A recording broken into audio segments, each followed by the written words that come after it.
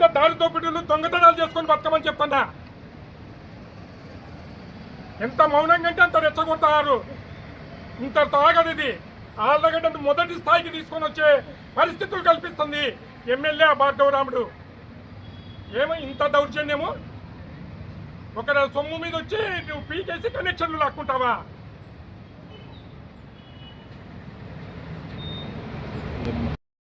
ఈ ఇష్యూ మీద ఎస్పీ గారిని కలిసడం జరిగింది. డిఎస్పీ మేడం కూడా ఒక కంప్లైంట్ చేయడం జరిగింది.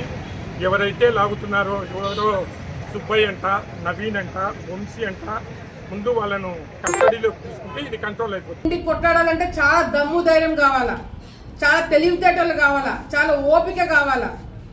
మీకు ప్రతిపక్షంలో ఉండేంత సీన్ కూడా లేదు. మీరు నా గురించి కూర్చొని ప్రెస్ మీట్లు పెడతారా?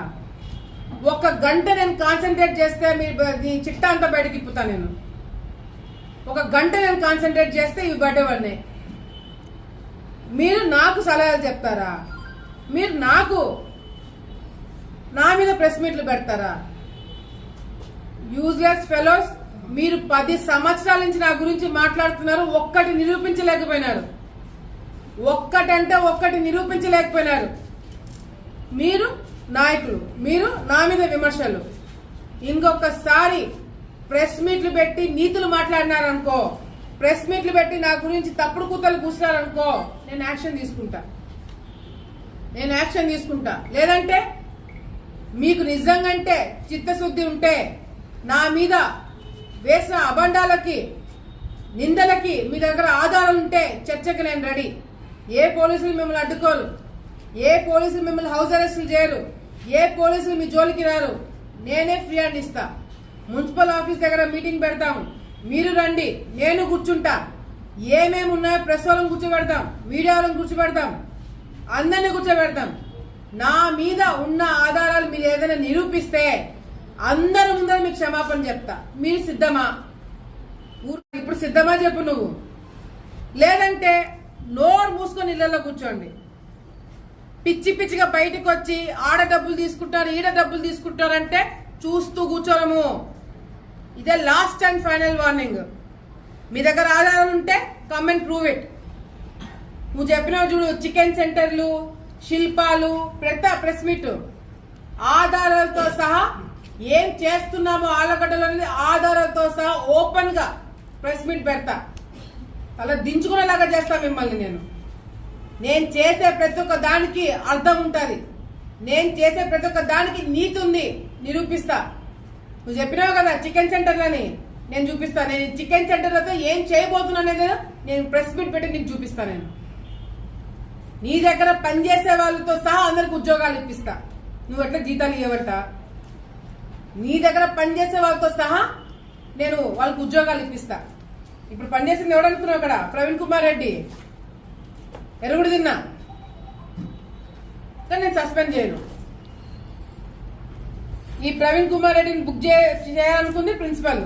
నేను ప్రిన్సిపల్లో తిడుతున్నా. మీరు ఎరుగుతున్న వాళ్ళని తిట్టట్లా.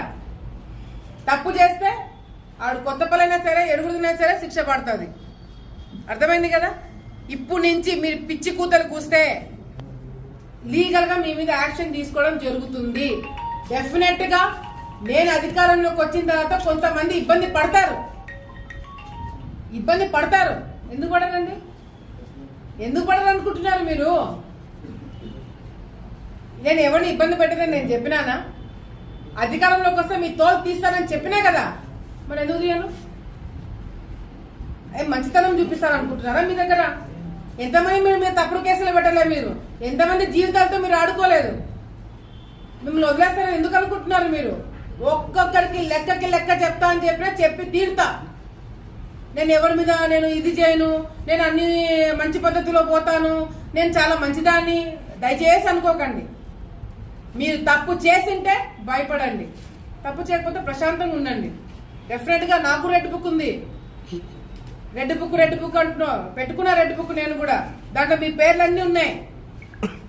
నా వల్ల నేను ఓపెన్ గా ప్రెస్ ముందర చెప్తున్నా, నా వల్ల 100 మంది లిస్ట్ రాసి పెట్టుకున్నా. ఇంకా 2-3 పాపమని తీసేస్తున్నాను కానీ 100 మంది నా వల్ల ఇబ్బంది పడబోతున్నారు. ఓపెన్ గా చెప్తున్నాను. 100 మంది లిస్ట్ నా దగ్గర ఉంది. ఆ 100 మందిని ఇబ్బంది పెట్టబోతున్నాను. అంటే ఇబ్బంది పెట్టబోతున్నాను అంటే కట్ట తీసుకొని కొడతానో చంపుతానో అట్లా ఇబ్బంది కాదు, అట్లా భయపడకండి.